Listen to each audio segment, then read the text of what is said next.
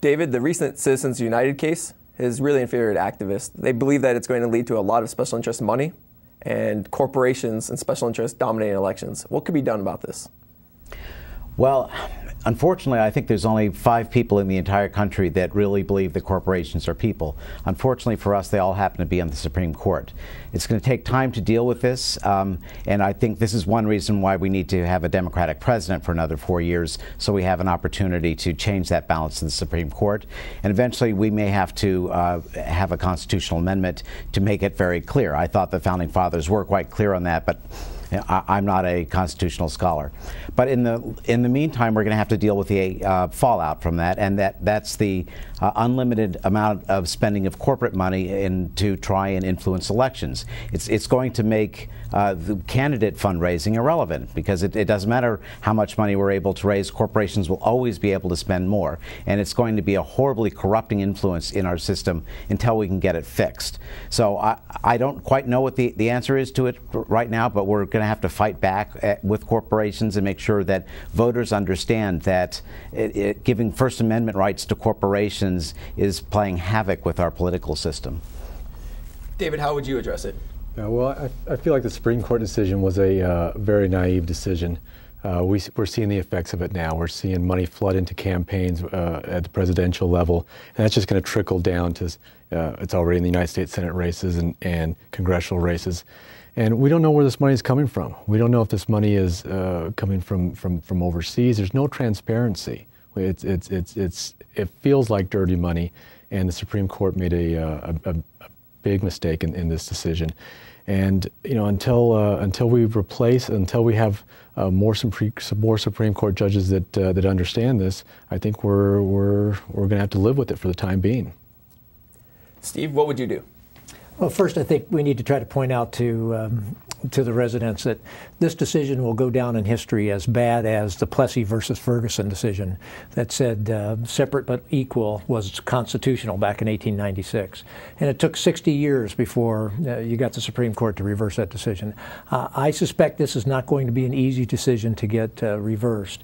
One of the solutions is to push for a constitutional amendment, and I would support a constitutional amendment to make it clear that the Founding Fathers did not intend for corporations to have all the rights of citizens. It just doesn't make common sense. There are certain rights that ought to be reserved for each individual. Corporations shouldn't have the right to vote, and many of those other kinds of things. And this is inappropriate. So a constitutional amendment, if we can, it's going to take a long time. We may have Supreme Court change this before we could ever get a constitutional amendment, because certainly special interest forces will spend a fortune to keep an amendment from going forward. Meanwhile, while we're waiting and trying to figure out what to do, I'd support the Disclose Act, which we're pushing here in California, to where everybody has to clearly identify what the source of funding is. The Supreme Court, at least when they did their Citizens United ruling, they did say they very much support disclosure requirements. It's just that Congress hasn't gotten around to passing strict disclosure requirements. So the super PACs are able to hide the money almost completely, and it will dramatically distort elections in the future.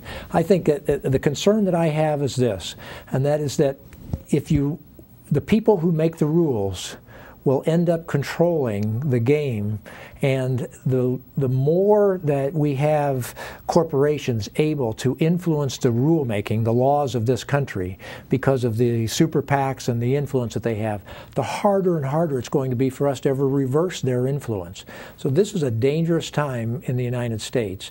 I think that the Disclose Act, Congress needs to actually do similar things that we're trying to do in the state of California, and that is require this disclosure. And then finally, if citizens have any question as to how hard will I fight for campaign finance reform, for full disclosure, when there will be pressure in Washington not to do that, I think I have a track record. I wrote the campaign contribution limit law for the city of Ventura.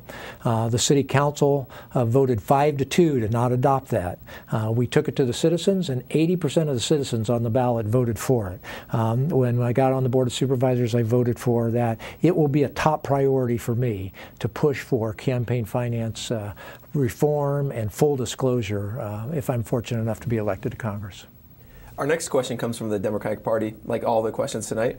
The question is, the war in Vietnam taught a whole generation the perils of foreign involvement. What lessons should we learn from the war in Iraq? David, what should we learn from the Iraq War? Well, one lesson, and the big lesson, is that we don't go to war unless we know how we're going to pay for it. And that was a big mistake in this. If you look back in history, in every war, we've come up with a game plan on how to pay for it.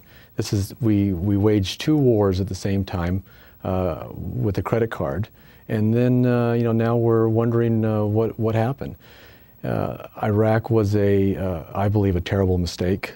Although, as much as I support our troops and the job they did, I think our career politicians really failed us. Steve, what lessons should we learn from the Iraq War? That we need to spend much more time having a public debate and having full, careful disclosure before we commit troops to a situation like Iraq.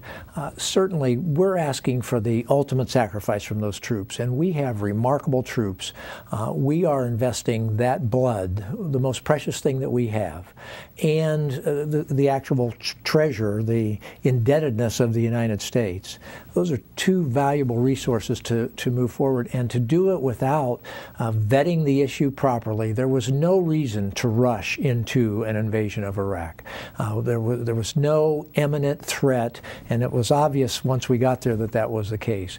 So I think that the lesson that we've learned is that we have to take much more time as a country. We have to be much more fully engaged, and we have to have much more dramatic evidence that it is in the country's best interest to make that investment of the precious resources, which is the blood of our men and women that are fighting over there, and ultimately the tax bill that our children and grandchildren are going to have to pay for that.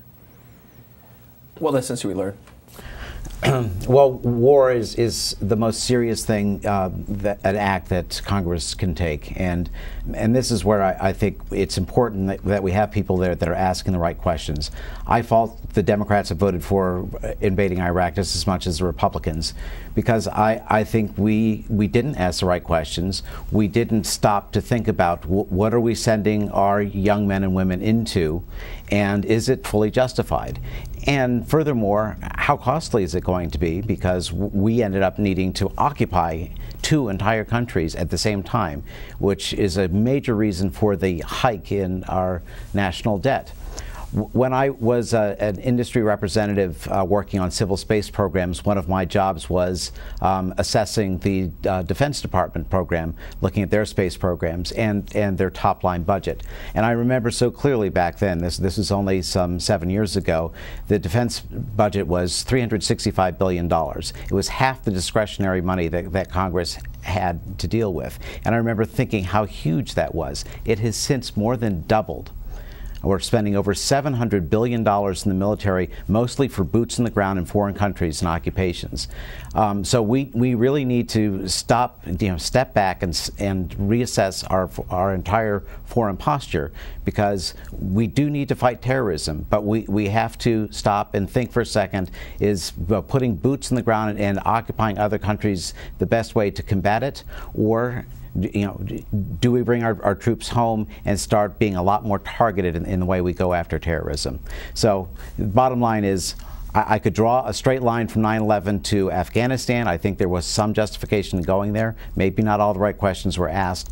I was totally against going into Iraq. It was clear that there was fabrication going on. The right questions weren't being asked, and I think that we unnecessarily sent our men and women into harm's way over there, and Congress failed. They should have seen through what was going on and stopped it before it happened, and saved so many lives.